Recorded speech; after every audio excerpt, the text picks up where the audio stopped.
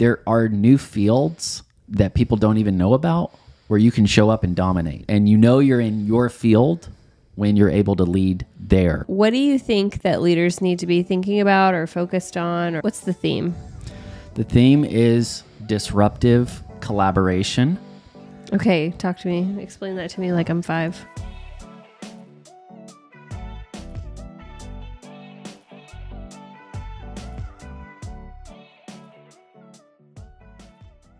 All right, welcome back, everybody.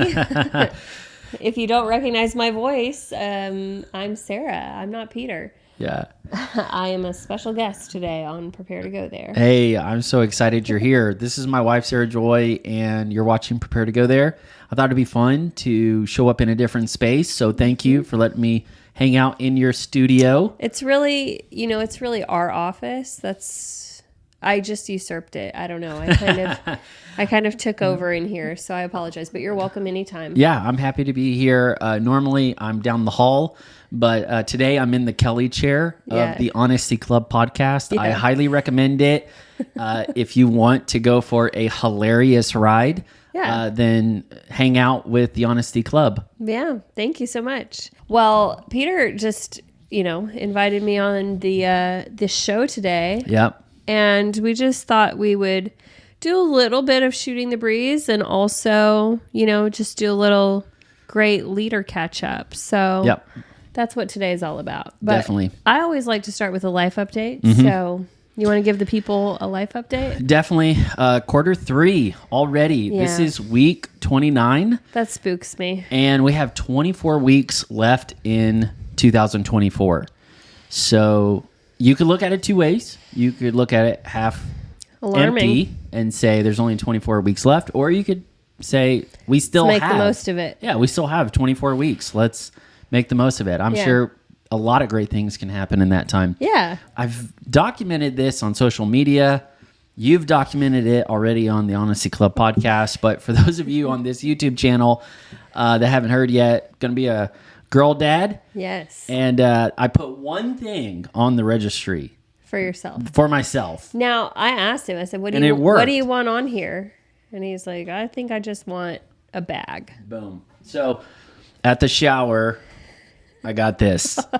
If you're listening to just an audio version, it is a military backpack that has a nice morale patch with an American flag and daddy on it. Yep. So I'm going to be a girl dad and I have to prepare to go there. So I'm still on brand.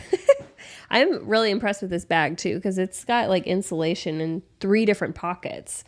So it looks you're like be ready you for could anything. really take it on a hike. You absolutely could. It's got the straps, tons of pockets, very comfortable, lightweight, feels very durable. I'm excited. In fact, there's one pouch where there's kind of like a hole for wipes. You could just quick access right on top. So it's just going to be a fun ride. I can't wait. Yeah, you're going to pack it full of preps and snacks, and we're going to be good to go. Yep, definitely. Yeah. Anything else in your life update? Well, quarter 3's been great. Yeah. The last time I did a Pioneer Perspective, I talked about fresh wind for new fields.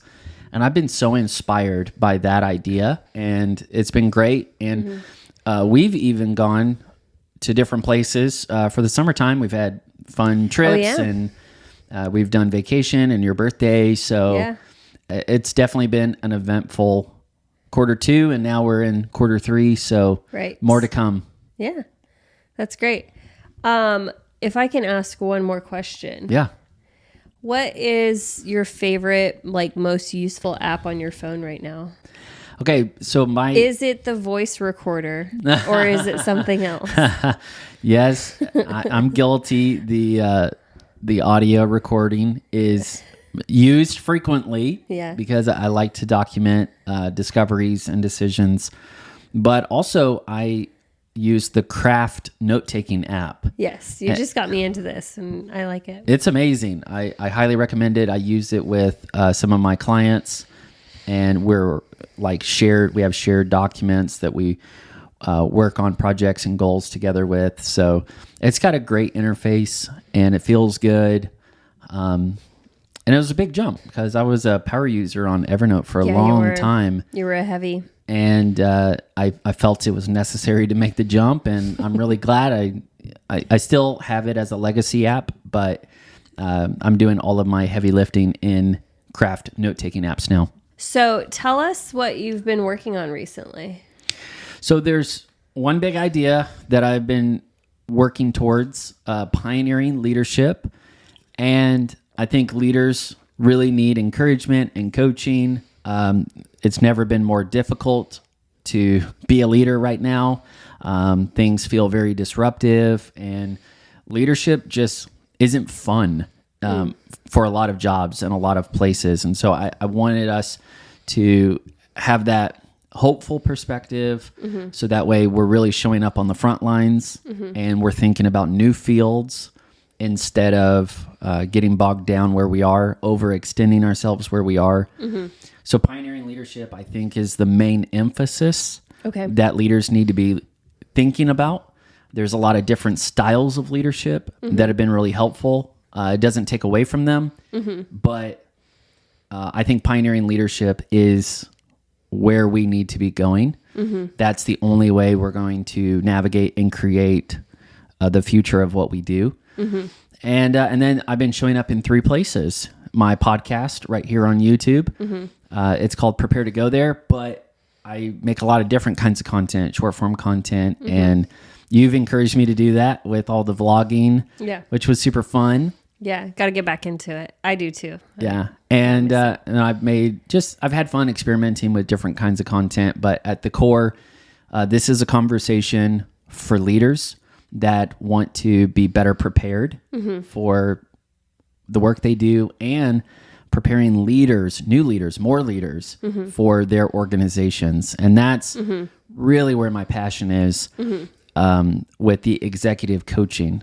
I do executive coaching for entrepreneurs and executive leaders, and they have been a blast to work with. Okay, I have a question for you, because when you say pioneering leadership, who qualifies to be a pioneering leader? What do you have to do, It's anyone who wants different in their life. It's anyone who wants to go further than they've gone before. And it's anyone who's willing to take on unfamiliar territory or unfamiliar experiences to get there. Who disqualifies from being a pioneering leader? Like what mindsets or what behaviors disqualify you from being a pioneering leader? Honestly, cowards. Okay. If you are afraid of failing, or if you're unwilling to figure out the thing you're working on. Okay. But also, just to use the metaphor, settlers, people who are settled on their laurels, they're okay with where things are. They're in a state of plateau or decline. And it's people who, don't think that the future is worth working towards. Yeah, so maybe people who are like super into a routine and they don't reinvent themselves or think differently for the future. Yes, and also people who can't imagine that things would change. Yeah. They just can't even imagine that this lifestyle that they're in or the job or the industry they're in could ever stop. Yeah. And the reality is everything has a season. Yeah. And so we have to be willing to keep going on with life. Yeah, for sure. That's good. Well, moving into like the leadership topic of the day, what do you think that leaders need to be thinking about or focused on or working toward right now? Like what's the theme? The theme is disruptive collaboration. Okay, talk to me. Explain that to me like I'm 5. Okay. So the first word is disruption. We have to be okay with things going against the grain, things not going our way. Okay. And a lot of people have been very successful by refining their jobs, their leadership roles, their teams into a science where they can predict and they can get exactly what they want again and again. They have it down to a system. And I think we're actually coming into a time where things just aren't going to go the way you expected right now. And so that disruption is going to be very discouraging and frustrating for people. It's going to be very disorienting for a lot of people that are in our organizations. And so, leaders have to take on a new mindset and a new relationship with the people they serve with, the people they lead. They have to think of themselves more like the guide that is going to navigate the unfamiliar terrain with their people. Instead of the shot caller, maybe the shot caller, and just the follow me and everything will be great person. There has to be an empathy to the fact that it's going to be hard to trust the organizations and the institutions. There's a lot of distrust. Many reasons are good and real, but just by and large, the kind of the overall climate is there's a lot of distrust and mistrust in these institutions and organizations. I mean, by and large, people do not trust the education system. I was going to say the government. They do not trust the government. They do not trust the lawyers. They do not trust the media. They do not trust the churches, the IRS. Just on and on. And so instead of bucking that, embrace that and realize that there's actually a huge opportunity to be a reliable guide for people.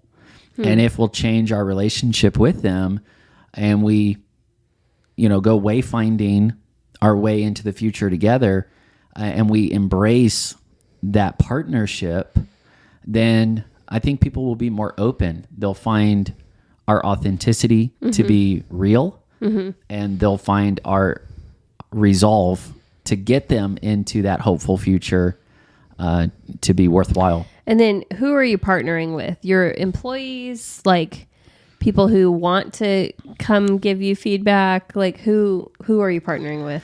So there's 3 answers to that. Okay. The first one is I really advocate this idea of leading in community. I think the lone leader paradigm is not only damaging, but kind of expiring in many ways. The challenges that we're facing are just too big for any one leader to figure out. And so the first group you have to work with and partner with is your peers, other leaders. Okay. I'm big on helping people make the shift from being a team leader to being a team of leaders. And so that's the first shift or the first idea. The second one is your team, whether it be your employees or the people in your organization. And then the third one would be the actual community or the customers that you serve, and realizing that it's not about who goes the fastest. It's about getting us all into that hopeful future together. And I think correct me if I'm wrong, but it doesn't mean that you have to take everybody's piece of advice and go with it, because I'm sure there are people who want to weigh in, and maybe even it's somebody on the team, but they don't fully understand maybe the culture or the mission. And so they're like, we should be throwing it all in on marketing or something. Yeah. And you're like, okay, but we need to serve the customer first, or, Yes. So I guess how do you maybe not discourage people by not taking their advice? How do you know, or how do you keep people coming back and giving you advice if you can't always implement what they're telling you? Yeah, that's a huge challenge. It's a real challenge. I think the first thing is just involve them in the conversation, not just the conclusion. Yeah. And many times we just try to have these matter-of-fact tasks and directives. Yeah. And they don't understand why or how we got there. Yeah. And so I think leaders are learning that they don't have to always come down the mountain like Moses with the 10 commandments in stone saying, this is it, do or die. I think leaders are actually raising future leaders up by involving them sooner in the decision-making process and actually letting them have input. I think people are okay with, not having all their plans implemented. They just don't want to be led on. Right. Like, yeah, you loved my idea. Yeah, and then why didn't you do anything with it? You just pulled the rug on it. So it's okay for leaders to not have a perfect batting average with their decisions. Yeah. I mean, for me, if I get 1 out of 5 or 1 out of 10, you still feel encouraged. I'm like, man, that's great. Yeah. And you are relieved that your bad ideas didn't get implemented. True. Because the team was watching your back in that way too. So it's a conversation, not just focused on the conclusion. I always feel good when people say what they're thinking. Like, hey, that was a great idea. The snags that I run into with that thought is this. I'm like, oh, okay. Well, yeah, I wasn't seeing the full picture. So I love to learn what you're thinking about and why that wouldn't work. Yes. Yes. Because then that helps me. I just want to know that you hear me out, that I do have a place to speak up here. So, yeah, I think that always helps to bring people into the conversation. Kelly and I were talking the other day, and I couldn't tell you which podcast episode this is on because we're batching right now. But awesome. We're kind of just wondering, like, what was it about kind of like the 70s, 80s, and 90s that made people just love having someone tell them what to do? And then when did that change, and how is everybody like wanting to collaborate now? What I mean?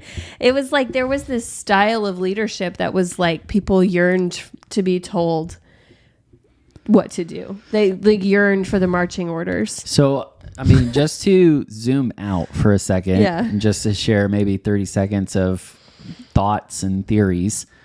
After the Greatest Generation, which was in World War II, soldiers, all the soldiers, they raised their kids like that to take commands, and then their kids grew up with that, and then there was some sort of unraveling at that point, and then the methods have shifted with technology and even just work practices, where now we can be more collaborative, in that way, but I do think that there are styles of leadership that do better based on the time frame or the season of life that you're in. So if you're in wartime, people resonate with the soldier, commander, command central style.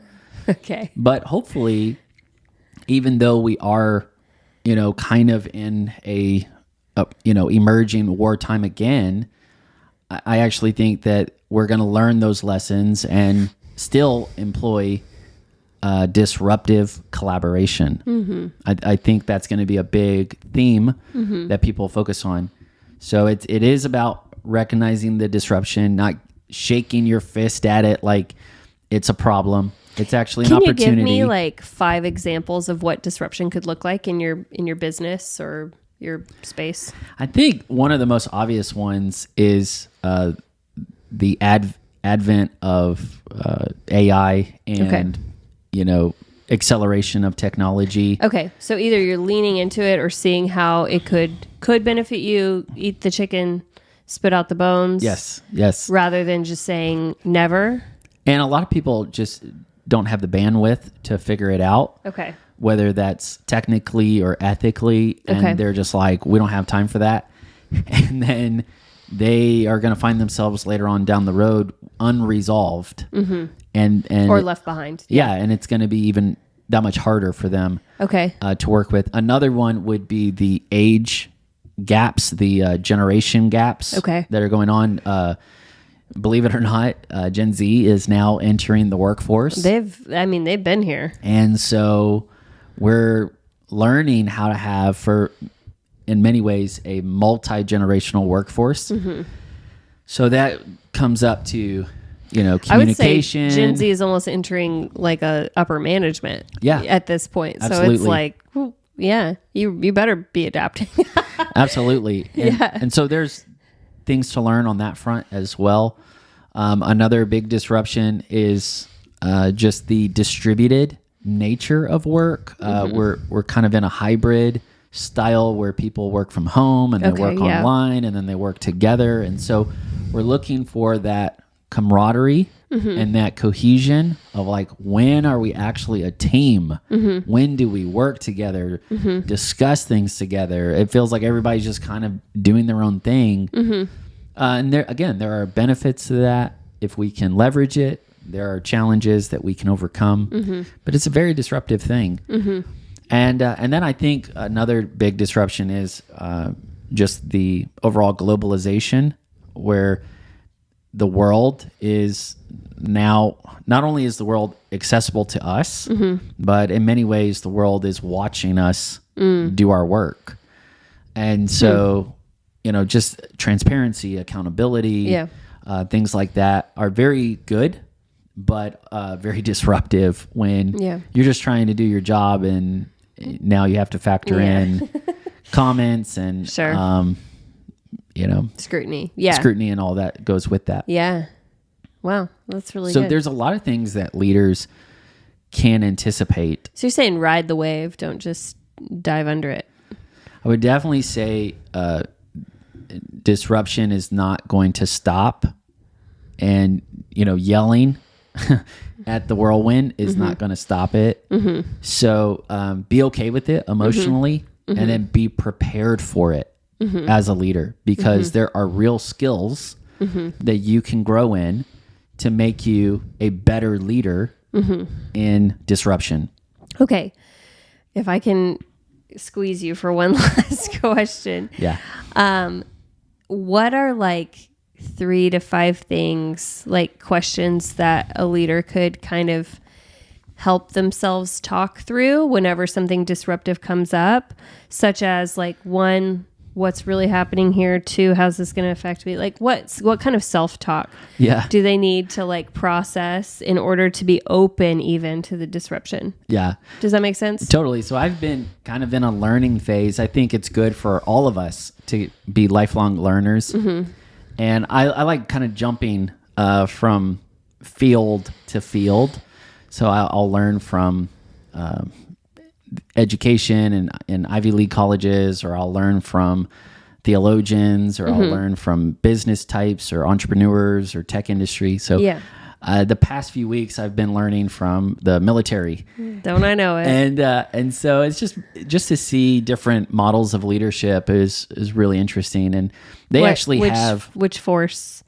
Well, particularly the Navy now. Okay. But sector? What are we calling these? I think branch. Yeah, there we go. Maybe branches. But anyways, they actually teach people how to deal with disruptive times and when you feel disoriented. I mean, you can imagine being on the battlefield or being in a really high pressure situation. What do you do? Right. This is a very common little trio of questions, but what is happening? What is not happening? And what should I do? Good. I love that. It's so simple. It's, very tightly wound together. What is happening is just the assessment, reality, because so many times we need to get the facts before we charge in. Yeah. And when things come unexpectedly, you hit that fight or flight reaction, and you're not really assessing the situation. The second one is what is not happening. That's so good, because our mind can run off and we can start making conspiracies and projections and speculations. So it's good to be honest about, okay, no, this is not the case. This, so we're actually kind of defending ourselves from irrational fear. And the last one is get tactical, get practical, get a next step, because action really does help you overcome feelings of overwhelm and, helplessness. Those are really good takeaways too, to lean into the things that could really set you off track or really throw you for a loop. But instead, they could be big opportunities. Yeah. And just ways for you to even challenge yourself, challenge your team. Like, challenges are not always a bad thing. Yes. You could really hone your routine and like feel amazing with it, but sometimes you need the challenge to think innovatively or like take the next step. So yes, that's really good. I would say like takeaways for leaders on all levels. The main thing is there are new fields where leaders can thrive. And that's been my kind of driving message for a lot of people. Even if you don't feel like a leader right now, there are new fields that people don't even know about where you can show up and dominate, where you have opportunities and you're not just showing up as a novice, you're showing up as a leader. And you're in your field when you're able to lead there. Yeah. And so instead of getting burned out and discouraged that you're not recognized as a leader where you are, bless where you are, grow where you are, and then eventually you'll not burn out, you'll branch out. And you'll find new fields or new work fields where you can thrive and you can be successful. And we need more leaders to show up in these new fields where the future is happening. And there's 3 R's that you can invest in right now as an action plan. Number 1, you're working on resilience, which is a lifestyle of bouncing back. No matter how difficult it becomes, you realize that you are stronger than you realize. Number 2 is your relationships, because the only way we're going to go further faster is with our relationships. Yeah. You have to have good relationships at home. You have to have good relationships on your team, and you have to have good relationships with the people you serve, and probably other relationships to consider. And then lastly is readiness. I think we need to be thinking as leaders more about our organizational readiness. And that's where all the systems need to get future-proof, because we've been doing things the same way for a long time. But, it can make us vulnerable as organizations to be slow to catch what's happening, and then slow to respond to what's happening. And so leaders can be kind to their teams, kind to their organizations by thinking a little bit deeper about your readiness and investing in your organizational readiness. That goes in a lot of directions, which I love talking about and working on with the executive coaching, but leadership preparedness is one of the biggest examples of organizational readiness, making sure you have prepared leaders, to pull together and to push through. Well, tell us what you're working on or what people can opt into right now. And also, like, if they want to work with you one-on-one, tell them how to do that. Yeah, I really appreciate it. First off, big shout out to my wife. Thank you for being game for this fun idea. I love your studio. And I would say your first call to action is make sure you subscribe to the Honesty Club podcast. No. Sarah Joy and Kelly are rocking it. I'm blown away. They keep creating more and more content. In fact, they actually have a Patreon account. So go support them over there as well. All right. Thank you. Audio, video, and Patreon.